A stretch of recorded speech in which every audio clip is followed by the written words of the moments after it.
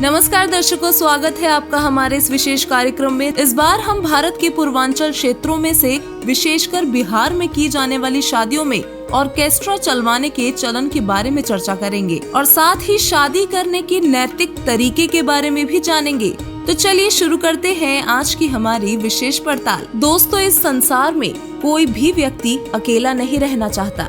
सभी अपना अपना परिवार चाहते हैं। परिवार समाज का एक अभिन्न हिस्सा होते हैं। सतयुग से समाज में लोगों का और परिवारों का विस्तार होता आ रहा है। समाज के विस्तार में विवाह परंपरा अहम भूमिका निभाते हैं। समाज में परिवारों का मान सम्मान और मर्यादा को बनाए रखने के लिए विवाह परंपरा का निर्वाह किया जाता है। और विवाह ही एक ऐसा समय भी है जब दो परिवार एक नए रिश्ते के सूत्र में बंधकर जीवन की एक नई शुरुआत करते हैं। शादी करना जरूरी है, परंतु दिखावा नहीं। भारत में माँ बाप अपनी बेटी के जन्म से ही उसकी शादी के लिए एक एक पैसा जमा करना शुरू कर देते हैं। कई दफा जमा पूंजी होने और ना होने की स्थिति में शादी के वक्त पिता को कर्ज लेने की नौबत तक आ जाती है। कई ऐसे भी परिवार हैं जिनके घर की बेटी या बहन की शादी इसलिए भी नहीं हो पाती क्योंकि उनके पास पैसा नहीं होता। तो वहीं दूसरी ओर कुछ लोग ऐसे भी हैं जो शादी में पैसा पानी की तरह बहाकर अपने झूठे वैभव का प्रदर्शन करते हैं। शादियों में नाच गाना क्यों?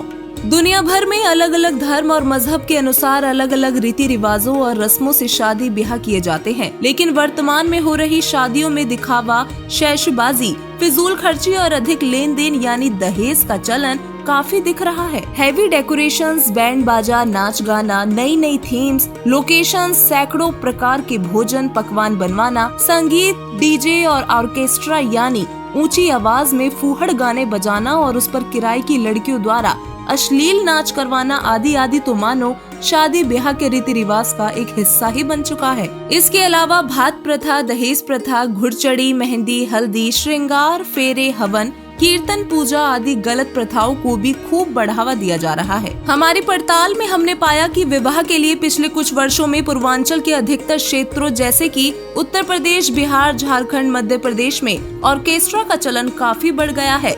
यहाँ की शादियों में खूब शोर शराबा, शराब, फूहड़पन, खर्च, गोलीकांड, गीत संगीत और किराए की लड़कियों को नचाया जाता है। शादियों में ऑर्केस्ट्रा और लड़कियों का नाच करवाना वर पक्ष के लिए शान समझा जाता है और बिहार जैसे राज्यों में लड़की पक्ष वाले लड़के वालों से शादी में ऑर्केस्ट्रा लाने की मांग तक रखते हैं। ऑर्केस्ट्रा बड़ा ही अजीब है, लेकिन बिहार में ये काफी फेमस है। दोस्तों, बिहार में एक गरीब से गरीब परिवार भी अपने लड़के और लड़की की धूमधाम से शादी करता है। भले ही अपने लड़के या लड़की की शादी करने के लिए उसे अपनी जमीन और मकान दोनों ही क्यों न बेचना पड़ जाए, परंतु ऐसा करना काफी दुखद है। शादी के बाद वो कहाँ रहेंगे, क्या खाएंगे आदि बातों की चिंता नहीं करते। उनकी यही कोशिश रहती है कि बस शादी में कोई कमी नहीं होनी चाहिए। पर ऐसा कभी हुआ है? क्योंकि लोगों का काम तो शादियों में मीन मेख निकालना ही होता है। पूर्वांचल के क्षेत्रों में एक ऐसा अश्लीलता फैलाने वाला ट्रेंड चल रहा है जहां लड़का हो या लड़की, अमीर हो या गरीब, हर शादी में ऑर्केस्ट्रा डांस पार्टी बुलाने और शामियाने में डांस करवाने का फैशन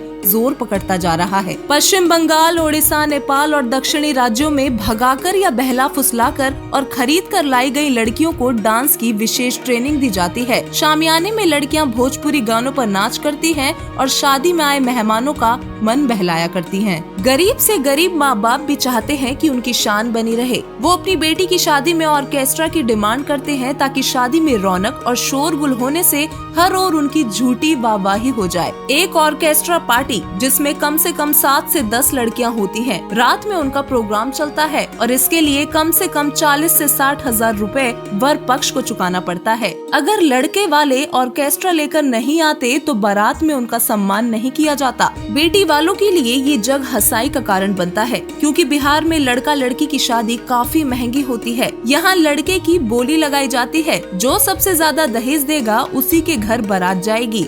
हालांकि बिहार में दहेज लेना और दहेज देना दोनों ही कानूनी जुर्म है, पर यहाँ कानून को कोई नहीं मानता। पहले बिहार में शादी विवाह में ऑर्केस्ट्रा पर प्रतिबंध लगा दिया गया था। आइए जानते हैं क्यों। प्रतिबंध का कारण था कि बारात में डांस करने वाली लड़कियां बेहद अश्लील तरीके से नाच करते हुए बारातियों को अपनी ओर आमंत्रित करती थी। कई दफा बारातियों द्वारा बारात में गोली चला दी जाती थी। इस तरह की कई घटनाएं होने के बाद बिहार सरकार ने इस पर प्रतिबंध लगा दिया था, लेकिन अब एक बार फिर से ये प्रतिबंध बेअसर साबित हो रहा है। स्टेज पर ऑर्केस्ट्रा के संगीत के साथ जब डांसर्स नाचती हैं, तब लोगों की उमड़ी भीड़ उस स्टेज पर चढ़कर डांसर्स पर नोटों की बारिश करते हैं। यहाँ की शादियों में ये गलत चलन यहाँ के लोगों द्वारा जबरदस्ती किया और करवाया जा रहा है। इस पर सरकार को जरूर रोक लगानी चाहिए। और आइए अब जान लेते हैं कि आखिर शादी करने का सही और नैतिक तरीका कौन सा है, जो हर समाज के लिए करना हितकारी होगा। दोस्तों, सृष्टि की शुरुआत में 3 लोक के भगवान